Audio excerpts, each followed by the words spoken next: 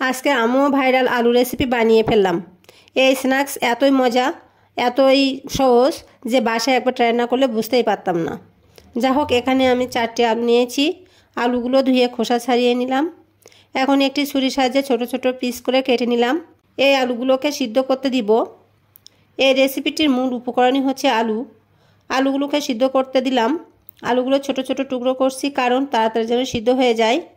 তোমরা চাইলে এগুলোকে প্রেসার কুকারে সিদ্ধ করে নিতে পারো। এখন সিদ্ধ করা আলুগুলোকে ম্যাশ করে নিতে হবে, তাই একটি ছাঁকনির সাহায্যে এভাবে ম্যাশ করে নিচ্ছি।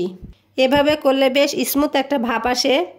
ম্যাশ করা আলুর মধ্যে এখন দিয়ে দিলাম পরিমাণ মতো লবণ, দিয়ে দিচ্ছি পরিমাণ মতো গোলমরিচের গুঁড়া, আর দিয়ে দিচ্ছি সামান্য জিরে ও গরম মশলার গুঁড়া, আর দিয়ে দিচ্ছি চিলি ফ্লেক্স দিয়ে ভালোভাবে মাখিয়ে নিচ্ছি। এবার এখানে মাস্ট যেটা দিতে হবে সেটা হচ্ছে কর্নফ্লাওয়ার। আমি পরিমাণ মতো কর্নফ্লাওয়ার দিয়ে আবারও মাখিয়ে নিলাম। এই কর্নফ্লাওয়ার দেওয়ার কারণে কিন্তু এত বেশি ক্রিস্পি হয়।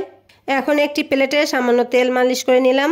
এখন ম্যাশ করা আলুর পুরটা প্লেটের মধ্যে ছড়িয়ে দিচ্ছি।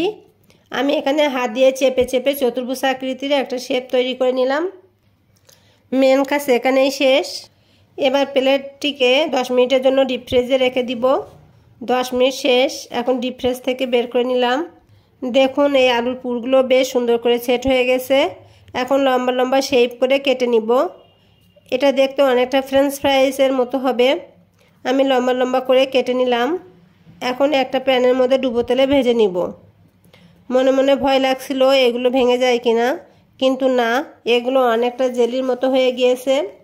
সুন্দর করে সবগুলো উঠিয়ে নিতে পেরেছি। এই আলু স্টিকগুলো সব একে একে তেলে দিয়ে দিলাম। একটু লো হিটে সবগুলো ভেজে নিচ্ছি। একটু সময় নিয়ে আমি এগুলোকে এপিট ওপিট ভেজে নিচ্ছি। একটু ক্রিস্পি ক্রিস্পি ভাব আসার জন্য ওয়েট করব। এই আলু স্টিকগুলো যখন গোল্ডেন ভাব আসবে তখন সব তুলে নিব। দেখুন, লম্বা লম্বা ফ্রেঞ্চ ফ্রাইস হয়ে গেছে। এখন থেকে আর বাইরে কিছু কিনে নিয়ে আসবো না, বাসায় এটা মাঝে মাঝে বানাবো, কারণ এটা বানাতে যতটা সহজ ততটাই অনেক মজার।